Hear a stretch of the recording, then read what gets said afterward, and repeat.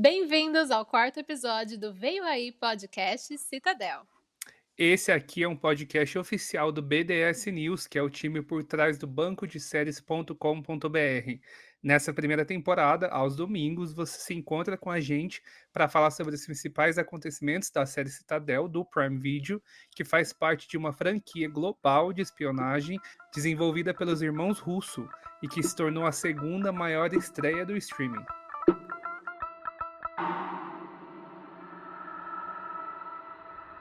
Eu sou a Amanda. E eu sou o Tom, e nós estamos nos aproximando do final da temporada de Citadel. Na última quinta-feira, o Prime disponibilizou o penúltimo episódio dos 6 que compõem a primeira temporada da série. O quinto episódio trouxe um pouco daquilo que a gente vem pedindo desde o começo, que são respostas. Então tá na hora de saber se nós teorizamos certo sobre o grande segredo da Nádia, o que realmente aconteceu com a chave Oz, qual foi o motivo do término do relacionamento dos nossos queridos protagonistas e quem é a figura misteriosa apresentada nesse episódio. Mas antes disso, aqui vai um dado interessante sobre Citadel. De acordo com o site Just Watch, atualmente a série é a quarta série de 2023 mais popular no Brasil e a sexta mais popular considerando as produções lançadas nos anos anteriores. Sucesso, né? E também vale lembrar mais uma vez que esse programa contém spoilers. Nesse podcast a gente fala sobre as principais cenas de cada episódio, que inclui aí os plot twists, os cliffhangers, né, e todas as sequências repletas de ação que vem por aí. Então, não deixa de assistir aos 5 episódios de Citadel que já estão disponíveis antes de ouvir o nosso podcast. Boa, Amanda. E falando nisso, também já estão disponíveis os 4 primeiros programas do nosso podcast, do Veio Aí Podcast. Se você ainda não conferir, não deixa de acessar para saber o que eu e a Amanda achamos de tudo que aconteceu na temporada até agora. E tá na hora da gente falar sobre o novo episódio. Vamos focar nesse episódio dessa semana agora. Então, bora lá. O episódio 5 é chamado de O Tempo Nos Torna Inimigos e foi dirigido por Newton Thomas Sigel, que é o mesmo diretor de todos os episódios anteriores.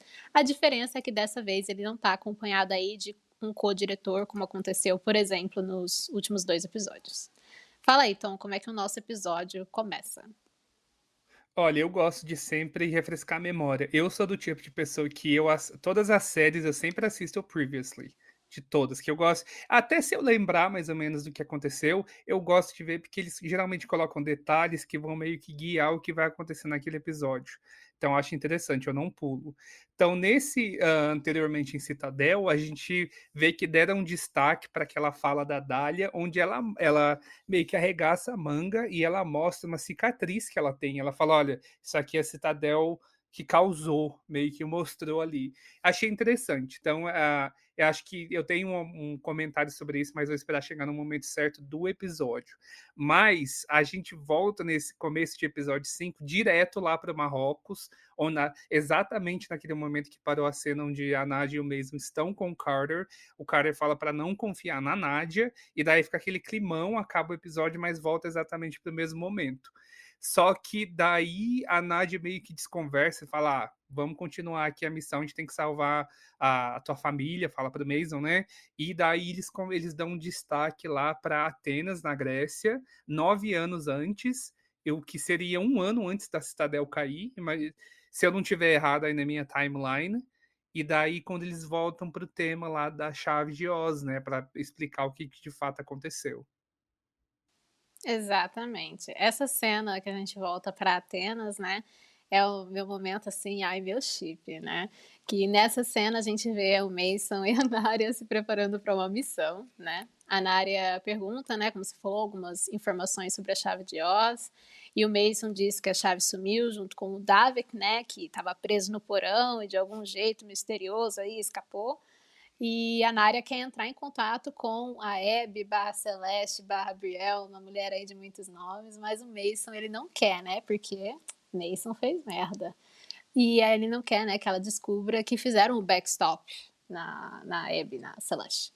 E aí o Mason tem um anel de noivado lindo, maravilhoso, né. Eles estão numa missão e eles estão se passando por um casal, então a Nárya acha por um momento que aquilo faz parte do disfarce deles. Mas na verdade é o Mason pedindo ela em casamento, né. Ele fala que com ela ele é capaz de ser ele mesmo, e eu acho que esse é um ponto interessante que vale lembrar mais pra frente no episódio, quando eles têm uma conversa bem importante. Você sabe de que conversa que eu tô falando. E é um negócio muito interessante sobre essa cena, de acordo com a entrevista do Richard Madden, que é o ator, né, do Mason, pro Citadel Declassified, que é um vídeo bônus que tem no final do episódio. Ele disse que ele sente que sabe que o personagem dele sabe quem ele é por estar com ela. Então, é por isso que o Mason fez tudo o que fez e foi contra tudo aquilo que ele acredita por causa da Nárya. Ai, gente, meu chip. É, eu fiquei esperando só, eu acho que, falando sobre essa cena aí, eles no começo eles citam que eles vão para uma missão como Alexandra e Jonathan Hughes, e eles têm que ir para Mykonos, na Grécia, para encontrar um chefe da Yakuza, o Tadashi Sako, e mas daí eles não vão à frente com a missão, né. Eu também fiquei me questionando se a gente pode ser que veja esse chefe da Yakuza, se isso aí era só uma parte do diálogo aí. Eu acho que não, eu fiquei esperando o desenrolar dessa missão, não chegou. Não sei se a gente vai ver algum pedaço de alguma coisa no próximo episódio, mas eles falam sobre essa situação toda, foca muito no relacionamento, e daí vai para a abertura da Marvel, da série, e eu acho, não sei, eu acho que isso a gente ainda vai ver de novo. Não, o que que você acha, Amanda? É, eu sempre falo que nada é por acaso, principalmente quando dão nome aos bois, né. Então, assim, se cita quem é provável que tenha alguma importância mais pra frente, ou podia ser só pra não ficar aquela cena jogada, né, de tipo: "Ah, estamos numa missão", então quiseram falar meio que eles estão fazendo, mas eu acho que Citadel, por ter episódios muito curtos, não deu tempo de, né, tipo, se em aprofundar nisso, né, então talvez, não sei, realmente.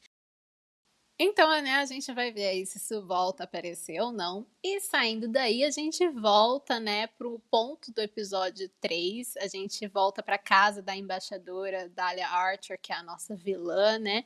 E a gente não viu no último episódio, né, cenas nessa casa, então a gente volta para o mesmo ponto, que é quando o Bernard conta pro Anders de que a Brielle barra Celeste barra Abby tá viva, né? E o Anders aceita tirar o Bernard de lá para que ele leve, né, até o amor da vida dele. Só que, de repente, bum, ele leva um tiro da Dahlia É, Archer. não durou muito a alegria, Não né, durou. dele ser liberado. O último romântico bateu as botinhas, né? Mas ele não sabia da traição, né? Pelo menos esse é o meu entendimento, de que ele não tinha entendido. Não sei, eu sinto, porque quem pegou no flagra foi o Davek. Não sei se ele sabia a fundo qual que era o papel da Celeste. Não sei, ele ainda amava ela. Acho que esse é o ponto principal. E aí nesse mo Nessa parte eu fiquei hum, achando, desculpa, Amanda, mas imagina. nessa parte eu fiquei achando que era um tiro de borracha, porque pelo jeito que pareceu pra mim ali onde entrou a bala, né, Uhum, eu não consegui entender. Ele estava em pé falando, sim, e porque geralmente na dramaturgia você não vê muito essa coisa, um tiro na cabeça. Na realidade eu imagino que ia ser daquela forma mesmo, mas na dramaturgia geralmente é um tiro na cabeça, cai no e chão, tá morre. morto. Mas ele Eles continuou falando, atacou aham. ali o agente, né. Sim, foi estranho, mas eu acho que talvez pode ter sido o local do tiro, ou meio que quis representar que ele era um cara durão, quem sabe aí a cabeça dele segurou o tiro, eu não sei. Mas foi estranho, não, mas ele andou meio torto, você viu que ele estava, né, atingido, mas o que matou ele mesmo foi ali asfixiado, né, por aquele agente ali creio eu, da Mantícora que estava com a Dália. Mas enfim, morreu, é isso, descanse em paz. E aí nesse momento citam um nome, um primeiro nome, né, que aí podemos teorizar, que é o Thomas, né. O Bernard fala que o Thomas estaria, tipo, envergonhado pelo que a Dahlia Archer faz. E a Dahlia aí a gente pode pensar, né, será que ele era o marido? Porque a gente tinha visto uma foto, foi no episódio 2, né? Foi no episódio 2 que a gente vê uma foto Uhum. dela com um homem e uma criança, só que o homem não parece ter a idade dela, então poderia ser um filho e um neto, por exemplo. E aí ela diz que desarmamento é o legado de Thomas, né, lembrando que a gente tem essas armas nucleares na série, né, então meio que dando a entender aí que a Dália quer controlar essas armas, meio que para que outras pessoas não as usem para o mal, né. Ela não acha que ela é a vilã. Tem uma coisa que os irmãos Russo dizem numa entrevista que eu acho muito interessante, que a Dália, ela é a heroína da própria história. Então ela não se vê como vilã, ela acha que ela tá fazendo o que é necessário para chegar, né, no objetivo dela, e ela fala muitas vezes sobre, tipo, manter o mundo seguro e tal. Então ela diz que ela mataria todos os milhares dos agentes de Citadel de novo, todo dia, se isso significasse proteger o mundo contra, né, a Citadel, que os agentes são criminosos de guerra, assassinos, e aí ela se vangloria que um agente de Citadel descobriu as mentiras da agência e decidiu ir até ela e trair todo mundo. Mas ela não fala quem é, né, gente? Podia ter falado. E eu ia até falar disso, porque na legenda em português, pra gente, ela usa o pronome masculino para se referir a quem traiu a Citadel. Eu não sei se é por conta de ligar o pronome a gente e sempre colocar no masculino, não sei. Olha, eu não sei, tá? Porque como a gente sabe que quem faz as legendas, enfim, não sei se tem acesso à informação de roteiro e tal, mas me chamou a atenção de não ter traduzido de uma forma que ficasse dúbia e ter colocado exatamente o pronome masculino. Posso estar falando besteira? Posso, mas eu vi que estava lá falando com meio específico, então eu entendo que é um homem até agora, mas não sei, quem sabe. Se tivesse colocado uma agente de Citadel, aí já teria entregado que é uma mulher. Ainda Ou um agente da a gente não ia saber quem. é neutro. Eu não vi com a legenda em português, então na verdade eu vi sem legenda, e aí eu não sei como estava lá, então você está dizendo talvez eu sei que quando as pessoas legendam séries assim, que meio que normalmente é tudo de uma vez, né, já tá tudo pronto, a série não tá mais sendo gravada, então provavelmente quem legendou sabe esse tipo de coisa. Eu não sei se dá pra assumir que é um homem por causa disso, ou é porque, né, não sei. Acho que a gente vai ter que esperar pra descobrir. Não sei. Uhum. Mas Eu se também tivesse acho. uma agente, aí teria entregue a mulher, isso é um fato.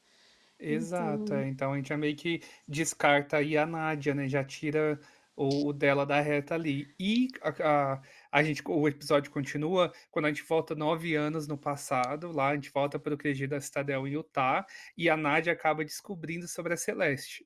Só que a forma com que ela sabe não é ninguém ali de dentro, ela recebe uma daquelas mensagens decodificadas que a gente não sabe de quem vem até esse momento do episódio, e ela fica aí meio que puta da vida, porque ela fica tipo assim: "Ah, o Mason sabia?". É a primeira coisa que ela fala, ele sabia. E daí acho que era ali que dá sabe, uma mudança ali de tipo assim: "Ah, eu achava que eu podia confiar minha vida nele, amei o cara até agora e daí ele faz esse tipo de coisa comigo". Ela então usa e eles até falaram isso no Revelações, né, no Declassified, lá no final do episódio, que os roteiristas deixaram bem claro essa parte que a Nádia vai confrontar o Mason, dá uma chance dele falar a verdade, se justificar. Tipo assim, acho que ela tava com essa coisa: "Olha, eu amo tanto esse cara aqui, eu vou dar uma chance pra ele falar a verdade, ele provavelmente vai se arrepender", e ele não fala a verdade, ele mente de novo. E daí sim ela fala que tem a chave de Oz, e daí já começa o climão do episódio, porque eu acho que nessa hora que ela fala: "Olha, fui eu que peguei sim". Eu imaginei que não podia ser uma coisa assim, sabe, tipo uma coisa de vilã, porque acho que eles não iam ela não ia falar com aquela naturalidade, e naquele momento do episódio sobre, tipo assim: "Ah, a culpa é toda minha", é o que a gente conversou, né, de não entregar tudo assim no quinto episódio, ou no quarto episódio, enfim. Ou no meio do episódio, talvez entregariam que ela é a vilã no final do penúltimo episódio, né. Mas eu já fiquei com essa impressão de que não podia deveria ter algum motivo por trás ali, mas até então a gente não sabia, né, não tinha nada certo. eu nunca considerei que a Nária seria a vilã, como você falou, porque foi uma coisa que, né, traidora, porque é uma coisa que vem desde o começo da temporada, então, pra mim, perderia totalmente a graça, então não faz sentido. Eu gostaria de apontar uma coisa sobre essa cena, né, que se passa nesse café. Que fotografia linda, que coloração linda, eu adorei como essa cena foi filmada. né, eles conversando ali, é um lugar bem bonito, bem chique, um café, assim, todo Mas foi bem tão rápido iluminado. essa cena, né.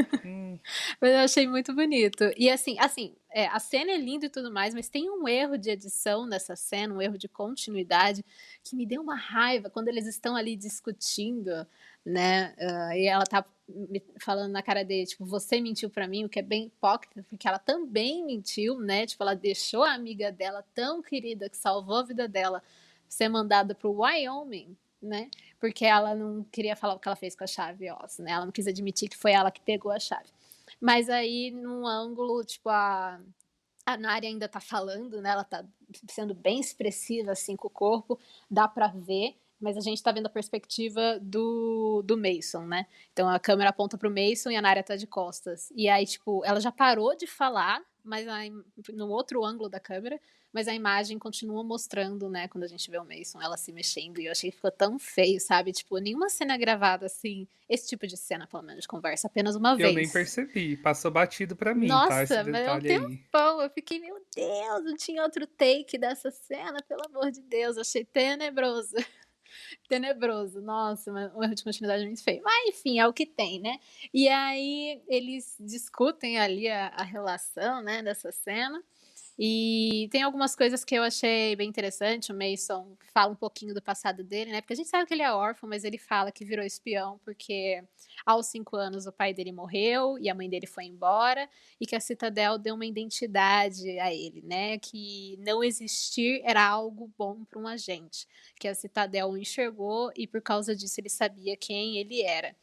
Já a Nádia tem os pais, né, também sabia quem era, pelo menos essa é a perspectiva do Mason, só que ela usa a Citadel para esconder ela mesma, para que ninguém possa vê-la, tipo, quem ela realmente é, né. Já tinham falado num episódio, acho que no episódio anterior, quando eles estão em Paris, é que ela tem muitas máscaras, só que ele estava começando a ver Uhum. por debaixo dessas máscaras. E no cena do trem também, lá no primeiro episódio, ele fala que ela tem muitas máscaras, então é um assunto que volta várias vezes, né. Eu gosto quando a gente tira um momentinho para, né, dar profundidade aos personagens, né. E aí leva um questionamento também que vinha de outro episódio, que era, uma vez a Nara perguntou se espiões podem ser amados, mas a verdadeira pergunta é se espiões podem amar de verdade. Pelo menos é isso que o Mason diz. E o Mason diz que ele é capaz de amar e quer saber se ela é. E aí ela diz que é capaz de amar sim, mas que ela não pode amá-lo. E ela entrega o anel de noivado e o meu chip afunda.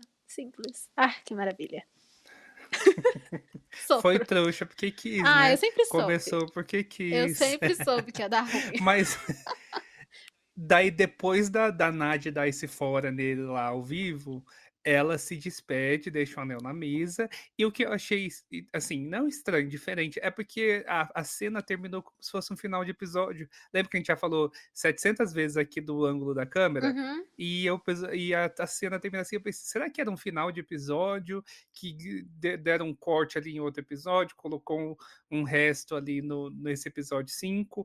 Ficou parecendo que mudaram de opinião sobre a edição, e daí o ângulo da câmera ficou no meio do episódio, totalmente sem Eu pé e sem reparei cabeça. nisso, aconteceu mais de uma vez, não é? Além dessa cena, eu acho que eu lembro de ter visto de novo a câmera inverter, então realmente algo estranho. Lembrando que Citadel foi regravado em grandes partes, então eles Foi. reaproveitaram algumas cenas, não dá pra saber se talvez isso era, né, de antes, é um questionamento que Isso era fica. coisa do David, né, antes Isso. é, Se era a gente também não dele, não sabe. sei. E aí corta pra cena seguinte, que, né, a nossa Que é a teoria. Nádia conversando com que é a Nádia conversando com o Raí Gambir, por Isso, telefone. Ela tá lá na exatamente. cozinha, acaba conversando. Eu estava tão ansioso que eu pausei, fui para o raio-x lá do Prime Video, vi o nome do personagem. Tava só como Raí, não tinha o Isso, sobrenome. aham. Mas daí na cena seguinte já aparece ela de fato com ele pessoalmente, na Espanha. Ela tem um passaporte ali falso que eu pausei também para ver o nome falso dela na Espanha é Isabelle Vicário, e eles ali fica tudo claro ali, ela fala que de fato ela tá infiltrada na Citadel, fala: "Ó, ninguém desconfiou, tá tudo certo até agora, eu tô conseguindo manter aqui a personagem", e a gente vê que o Mason não pode descobrir que o plano que ela tem todo um plano e tal, que é o que a gente viu lá no começo. Eu achava que eles estavam se referindo com relação à filha, que a gente também já vai falar disso aí já já, mas ela tá falando do plano que o Mason não pode descobrir. E o Rai, até então, é um desconhecido pra gente, né, a gente não sabe nada dele nessa cena aí. Sim, nessa cena a gente não sabe nada, depois até tem uma curiosidade sobre esse personagem que a gente vai falar lá no final, né, então pra quem está nos ouvindo, né, continue ouvindo. Mas assim, nessa cena que ela fala por telefone, já tem um detalhe ali, né, porque tem uma bancada, né, e pra quem prestou atenção do lado do celular já tá o pode falar agora? Pode, né, o pessoal assistiu, o teste de gravidez tá lá, então, revela mais Aham. pra frente do episódio, mas quem prestou atenção sempre bom em série de espião, assim, prestar atenção no cenário. Já dá pra ver que ela já sabia, né. Então, depois volta nessa cena e mostra exatamente isso, mas ali eu já estava comemorando que a gente estava certo sobre a teoria da Asha ser a filha dela e tudo mais. E aí Um depois ponto pra nós um aqui já, tô marcando pontinho, aqui, ó. sim, exatamente. Nesse episódio, pô, a gente tem que anotar as nossas teorias, porque o próximo é o último e a gente tem que ver o que que a gente acertou, né. Uhum. Bom, aí depois dessas cenas, né, ela conversa aí com esse cara, com a Urahy e tudo mais, a gente volta para o Marrocos, né. Voltamos para o Marrocos? Na Voltamos, mesma é. cena com o Carter, né, aí ele joga na cara dela de que ela foi vista poucos dias antes com um terrorista, antes da queda de Citadel, que é o Urahy, né, ele é um terrorista, um E ele que procurado. fala o sobrenome do Raí, né, Isso, aí que a gente Gambira, sabe. né, não sei falar esse sobrenome direito, Aham. mas é. Isso, exatamente. Então ele fica jogando na cara dela e a gente fica naquela desconfiança, né, de tipo, quem está falando a verdade, quem está mentindo, porque eu tenho minhas desconfianças com o Carter também. Até hoje eu não entendi por que que ele tem as memórias, né, se ele era um agente nível 1 e não sofreu o backstop. Isso eu não entendo, desconfio dele até hoje. Mas tem uma coisa também é que a Nádia assume, quando ela tá na cena com o Raí, que ela estava infiltrada na Citadel, só que o Carter fala que ela trabalhava pra Mantícora. Sim, Ela não negou, na cena ela não nega, mas também não dá pra ter certeza absoluta de que ela estava trabalhando pra Mantícora. não dá. Pode ser não sei, não existe só as 2 agências no mundo, eu acho, né. Ela pode estar fazendo uma coisa ali para o lado dela mesma ali. Então, eu acho ela não negou exatamente, mas esse rumor de que ela trabalhava com a Mantícora é algo que circula, né, nesse mundo aí, Uhum. tanto que a gente tinha visto com Já aquele falamos Balduino, também, né, era hein. Balduino o nome dele? Aquele chefe É. do crime Ela era português. mal Ela falada é na mal comunidade de falada, agente. exatamente. Mal falada entre comunidades. Então mal Isso. vista. Então fica aquela a gente deve descobrir, mas no próximo eu espero, né, porque preciso de respostas. E a próxima Isso, cena? e daí a gente vai pra cena em que a Dália tá lá, ela continua insistindo que quer que o Bernard dê os códigos para que ela tenha acesso àquele sistema, né, para ela achar as ogivas nucleares, enfim, o urânio enriquecido, essas coisas com que ela tá fixada nisso desde o começo, né. E ela acaba ameaçando a família do Bernard, ela fala: "Ó, a gente tá com bombas lá pronto". Isso também é outro recurso que a gente já viu que é super comum, né. Você tem ali uma pessoa, consegue colocar uma bomba na cara da pessoa enquanto você está falando ali com quem você está chantageando. Já vimos isso em episódios anteriores, é uma coisa comum nesse universo de Citadel. O agente Park, que está ali do lado dela, ajuda. O Bernard acaba falando a senha, porque ele sabe que se ele não falar, a família dele de fato vai morrer. E o que eu gostei é que a família dele tá pronta. Eles não estão só ali. A Abby tá ali, sonsa, deitada no sofá. Mas a Joe, a esposa da Joe e a filha do. Qual que é o nome da filha do Bernard de novo? É, do Bernard é Val, é Esqueci. Val, é Val. Val, Isso, isso. Ele, e inclusive a Val tá na maior atitude, tipo assim, tô preparada porque vai isso, ela é uma acontecer. mini espiãzinha. Isso, e é uma espiãzinha, então ela já tá pronta e eles, em vez de ficar ali parados, já tem um plano de contenção ali, de sair do lugar.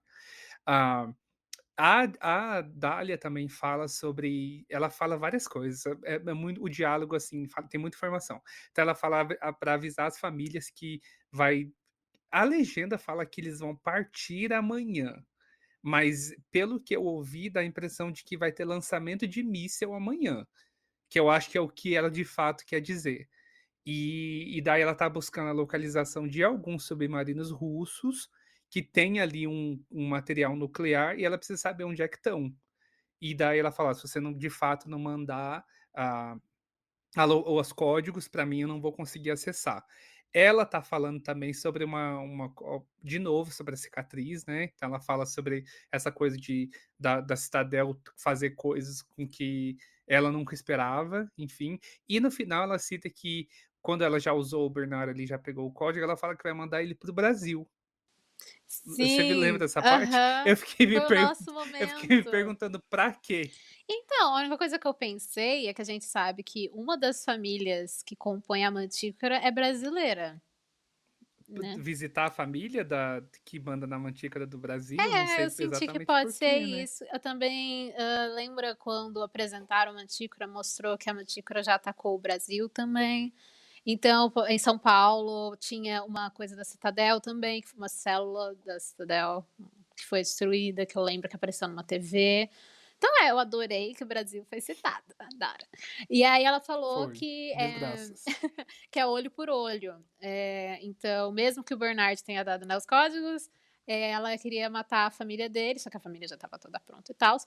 Então olho por olho, por quê? Aquele Thomas, que foi citado anteriormente, com certeza é parente dela, né, ou é um filho, ou é o marido, alguma coisa ele é. E aí pode ser relacionado à cicatriz ali que ela tem, aquela queimadura que eu fico imaginando se foi um ataque à família e ela foi a única que sobreviveu, alguma coisa assim. Geralmente é alguma coisa com fogo, né. Sim, uma bomba, alguma coisa nesse estilo, por causa que é uma cicatriz bem É, não, eu feia. quis dizer assim, perdão, não me expressei corretamente, tá. Se foi uma queimadura, obviamente foi com fogo, mas eu tô querendo dizer assim, alguma casa que pegou fogo, ou sabe, uma coisa Não, desse sim, mas tipo, assim, não tipo, não colocaram fogo nela, aham. realmente foi uma É, mas casa que ela estava poderia ter fugindo ali. sido também, não necessariamente, não acho que seja, mas poderia ter sido ácido, é um tipo de cicatriz também que não necessariamente precisa ser fogo, amiga. É, Muitas é possível, é possibilidades. verdade. É uma cicatriz bem, bem feia. Por sinal, um bom trabalho ali de maquiagem, eu achei bem, bem realista. É, E, enfim, aí mostra rapidinho o Wyoming, né? A família do Bernard, a família do Mason fugindo, né? E continuando na casa da embaixadora, né? Que a gente tem mais algumas informaçõezinhas. Ela fala com o Davik no telefone, diz que o irmão dele, gêmeo, o Anders, foi morto pelo Bernard, que o Bernard se soltou e matou, mas na verdade quem matou foi ela, né. Óbvio que ela não ia admitir: "Olha só, meu querido, matei teu irmão". Não ia rolar, né. é. Foi só aí nessa cena que eu tive certeza que ele morreu, porque estavam fechando aquele saco preto, né. Ah, sim, Senão eu mostrou não eles teria acreditado. limpando, mostrou eles limpando ali o chão, né, tinham 2 pessoas com aquelas roupas, né, todo cobertos, né. Limpando ali o sangue do chão e tinha o corpo realmente coberto. E foi bizarro aquele tiro na cabeça dele. Mas enfim, aí ela também fala que, né, ficou sabendo que no Marrocos libertaram o Carter Spence, e ela diz que já tem os códigos das armas nucleares e que agora só precisam do Mason, né. E ela já tinha dito anteriormente que precisava do Mason, mas nunca tinha dito especificamente, né, o porquê. E ela também cita alguém, um tal de Yamazaki, que está em Casablanca. Ela fala para o Davik ativar o Yamazaki, provavelmente algum agente aí, né. E aí ela também diz que o Davik tem que ir urgente para Valência, que eles interceptaram uma comunicação entre a Nária e o Urahi, que a gente tinha visto no episódio, não foi no episódio anterior, né, foi um antes desse? Não sei, que ela tinha usado aquela comunicação lá de Citadel. Isso. Isso. Acho que foi no episódio, 2 ou 3. Foi no segundo ou terceiro que ela citou Valência e Isso, quando tal. elas estavam naquela casa, naquele Uhum. esconderijo Que ela da acabou matando o dono Citadel. da casa. Não, não, não, Ah, no no esconderijo. esconderijo, Tá, amiga, tá, no tá, tá. esconderijo. Ela acessa um computador, pergunta se ele tá com, a gente não sabia na época que era o Rahi, né, mas que se ele tá com o pacote, e ele diz que o pacote tá esperando Uhum, por ela, e aí a gente falava: "Ah, é a filha, né", e tudo mais. E aí, uhum. então, o que a Dália diz é que o Rahi tá com uma peça do tabuleiro, né, guardando uma peça do tabuleiro pra Nária, né, que deve ser a filha, e então que precisa ir pegar isso aí, mas a gente não sabe o fim dessa história ainda nesse episódio. E depois a gente passa por aquela barragem, que é ainda no Marrocos. É. E é que eles estão lá nos arredores de Fez, ali na barragem Bab Luta. A Nadia, o Mason e o Carter estão fugindo, ali estão em alta velocidade. E ela acaba contando, ela também abre o jogo com o Mason, que fala que teve uma filha. E ela não tinha contado antes porque não confiava nele. A gente entende a essa altura do campeonato por quê, né? Ele realmente foi meio filho da puta com ela. Ah, mas ela também E ela foi. ficou Hipócrita. eu Desculpe. acho também, eu acho que foi, e daí eu acho que explica aquilo também que a gente já tinha comentado, que é aquele gap, né, de dela ficar em Valência esse tempo todo, aquele ano que eles citam lá na cena do trem, e foi exatamente isso, foi enquanto ela estava grávida, enquanto ela teve o bebê, e nem para o hospital ela foi, imagino, para não deixar nenhum rastro ali, então não deve ter registro civil da menina. E ela fala: Olha, eu não vejo a minha bebê desde que ela tinha 6 meses de idade. E daí o Mason fala: Olha, ela é minha. E ela não responde assim, sim, mas ela continua. Eu não lembro a resposta dela, na verdade, mas a gente fica claro que ela é filha do Mason, sim. Isso, ela tem aquele olhar de culpada. Eu acho que ela não fala assim, mas ela diz que o Mason não merecia saber e que foi a decisão mais difícil que ela já tomou. Eu acho ela muito hipócrita nisso aí. Mas enfim, acho que ambos os lados mentiram e é algo que eles confessam no trem, você lembra? Lá no primeiro episódio, antes daquela bomba Aham, explodir, ele fala: "Eu menti pra você", e ela falou: "Eu preciso te contar uma coisa, eu menti pra você também". Então, sim. né. Eles até mostram, né, o flashback, sim. Exatamente. Ah, é verdade, tem um flashback. E aí, disso aí, a gente vai rapidinho, uma cena muito curta em Washington, D.C., em que Quem a que é aquela mulher? isso, claramente um membro da família de uma das famílias da Mantícora, né. Ela diz que as famílias estão felizes com a nossa vilã, mas que antigamente ela era meio ela não dava muita confiança ali pra Dália, né, mas que agora a Dália meio que se provou, né. E aí a Dália diz que o que falta, né, para usar aquelas armas nucleares é a biometria do Mason de uma missão antiga, então que somente ele pode acessar aquelas armas nucleares, né. Então a gente finalmente sabe para que o Mason serve no plano dela. É, e daí a gente também fica sabendo que o Harry é de fato o pai da Nadia. E pouco tempo depois dela partir para a Itália, né, depois de um chamado lá da Grace, que é onde ela pretende contar para o Mason sobre a filha. Eu imagino que daí que começa, daí a gente volta para o comecinho da série, né? Porque na linha do tempo ali do flashback, a gente vê as cenas em que eles estão juntos, pai e filha, e, e daí, quando a Grace liga, ela fala dessa missão. Imagina que é a missão que eles estavam lá no trem, que não era uma missão de verdade, né? E também aí a gente volta para o que a gente também já comentou, que é o nome da filha, que é de fato Asha, A-S-H-A. Isso. E eu acho que. Então, o que você achou? Você achou que essa timeline realmente fecha? Já acabou esse flashback? Porque eu entendi de que a missão que a Grace chamou era de fato a do trem. Ah, sim, eu acho que porque ela disse que ela volta em 6 semanas, né, mas ela, né, nunca mais voltou, creio eu que a timeline fecha, que talvez daqui pra frente até tenham menos flashbacks, porque Citadel usa muito desse recurso, né, e só gostaria de dizer que eu fiquei muito chocada de que o Urahy era o pai da Narya, não passou pela minha cabeça, não acho o ator, assim, mostre nenhuma semelhança com a atriz, com a Priyanka, então, na hora que falou que era o pai, eu achei que eles eram, tipo, ó, amigos, né, tipo e tal, alguma coisa do tipo, mas não, ele era o pai dela. Eu fiquei: "Ué? Como assim?" Eu fiquei Até pelo jeito chocada. com que ele conversava com ela, né? Não Isso, tinha bem jeito de pai. afastado, bem afastado. E depois o Carter fala terrorista, a gente já julga a pessoa pela aparência, né? Também. É, eu acho assim, a gente sabe que a Anária, ela é filha de uma agente de Citadel, e pela reação que o Carter Spence tem ao falar do Urahy, dizendo que ele é um criminoso, um terrorista, quer dizer que a Citadel não gostava desse cara, certo? Então a gente vê uma coisa muito interessante, né, como que será que a Nária acabou né, surgindo fruto de um relacionamento entre uma agente de Citadel e um terrorista. Eu fiquei pensando nisso, né, algo que como a gente sabe que tem um spin-off de Citadel que deve mostrar as origens da Nária, Eu espero que responda isso aí, porque é uma mistura interessante, né, com certeza. Eu fiquei muito chocada nessa É. parte. Bem, bem chocada. Chamar de terrorista pode ser muito bem alguma resposta, alguma coisa que, de repente, ele possa ter feito enquanto ele era agente da Citadel, se ele já tivesse sido agente da Citadel também, né, o que é possível. Então a gente aguarda para ver se aparece alguma coisa nesse ou só no spin-off. É verdade. Mas daí a gente vai para a última cena então, que é quando Sim. o Yamazaki, que é enfim, o que a gente imagina que seja, realmente é.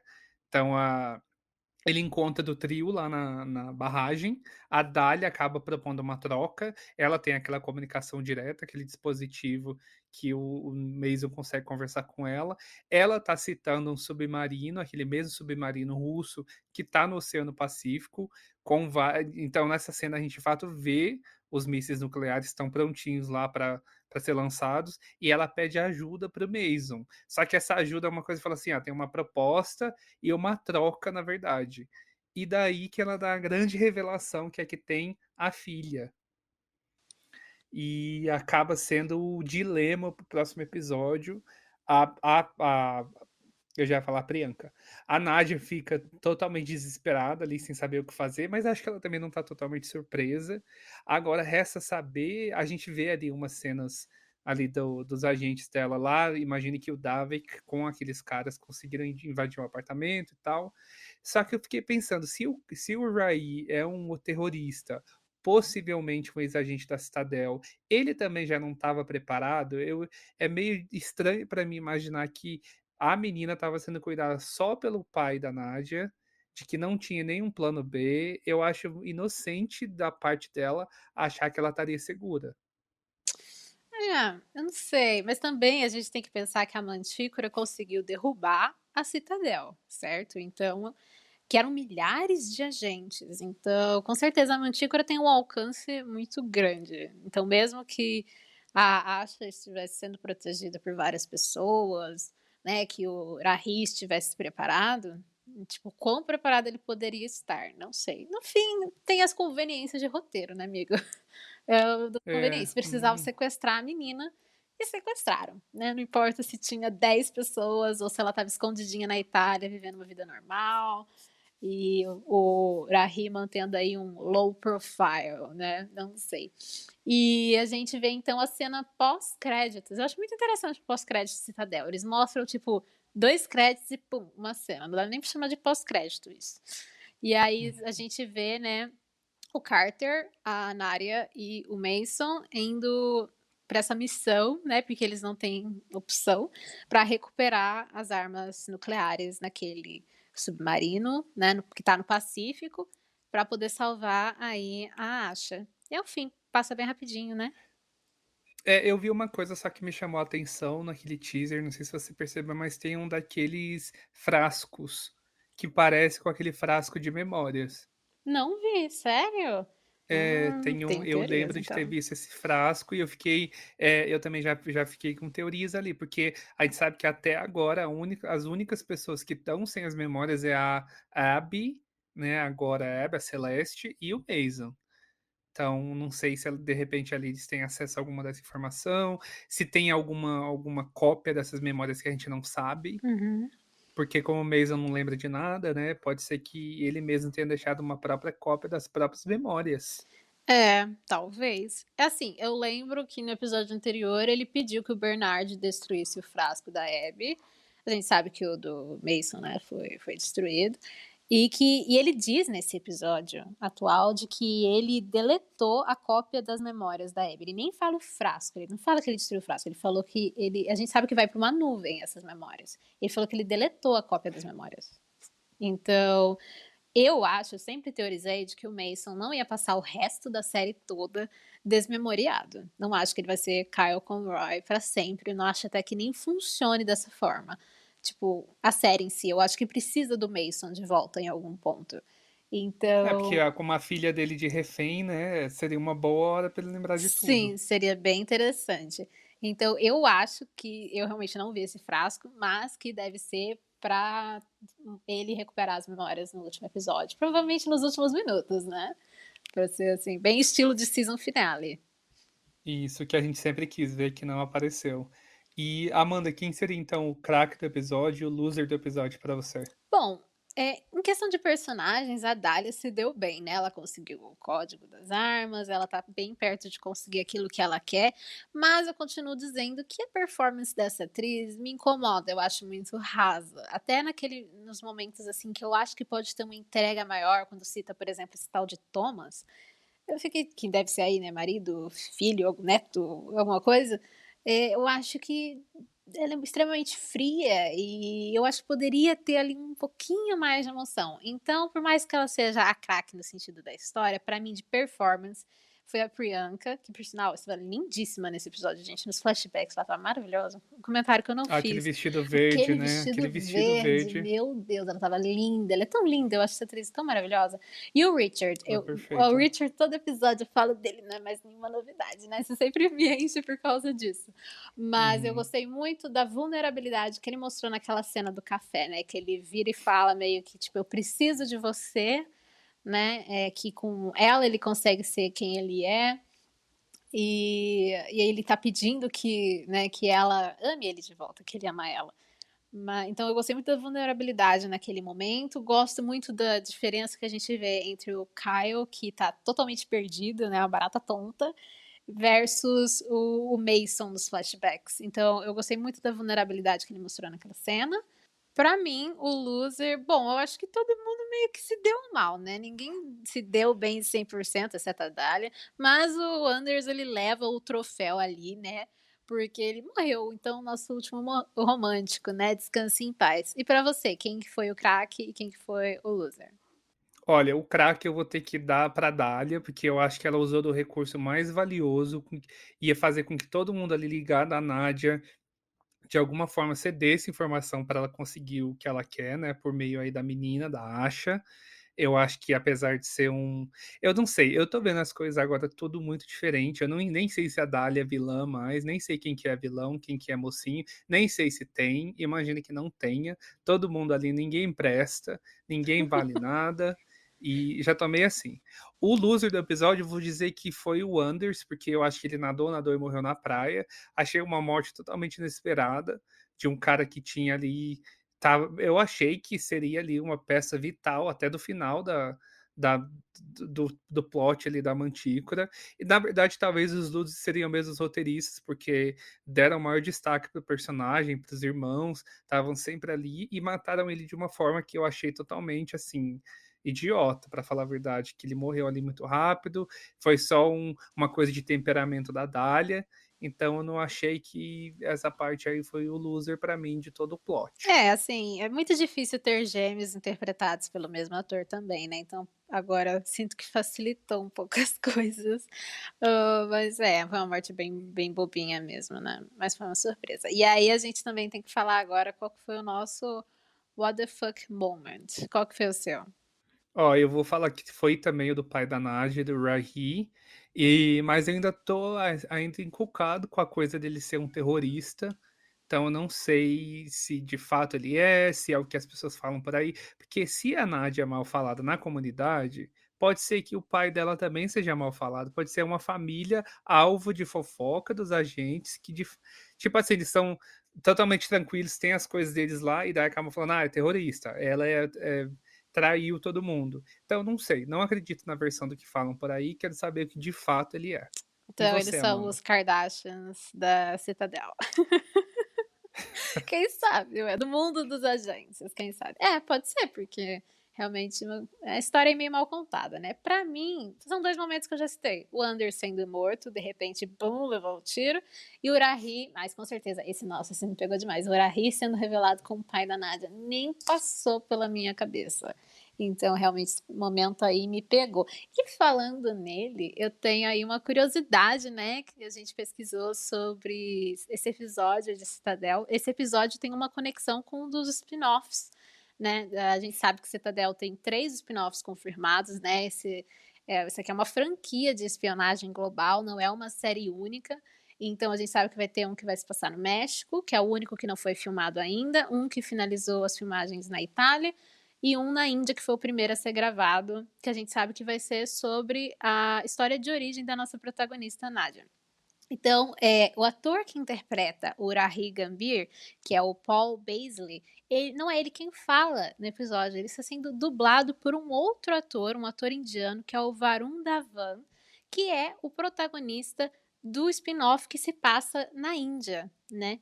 Então, isso leva aí a gente não sabe nada sobre o personagem dele nesse spin-off, né, o desse ator Varun, né, a gente só sabe que ele vai estar contracenando aí com a Samantha Ruth Prabhu. E então leva aí um questionamento, né, a gente pode teorizar, essa é a minha teoria pelo menos, de que talvez ele tenha dublado a voz desse outro ator, porque ele vai interpretar uma versão mais jovem. Então será que o spin-off não vai ser exatamente a Samantha interpretando a mãe da Narya e o Varun interpretando uma versão aí mais jovem do Rahi, né, e aí a gente descobrir como que começou tudo isso, como que Narya veio ao mundo, né. Então fica aí essa curiosidade, esse easter egg do episódio, eu achei bem legal. Então aí fica aí esse pensamento, né, do que será que vai acontecer nesse spin-off, qual que foi a ideia por trás dessa dublagem. E antes da gente falar o que a gente espera do último episódio da temporada, é aquele momento de praxe que é de falar as nossas redes sociais. Então conta pra gente onde o pessoal pode nos encontrar. E como sempre, a gente fala que tem o nosso site, que é o bancodeséries.com.br. No Instagram, você procura por @Banco de Séries Oficial. No Twitter, dois perfis, o @BDS News Oficial e o @Banco de Séries. E o nosso canal no Telegram é só buscar lá por BDS News Oficial R. E esse penúltimo episódio de Citadel termina com um teaser da season finale.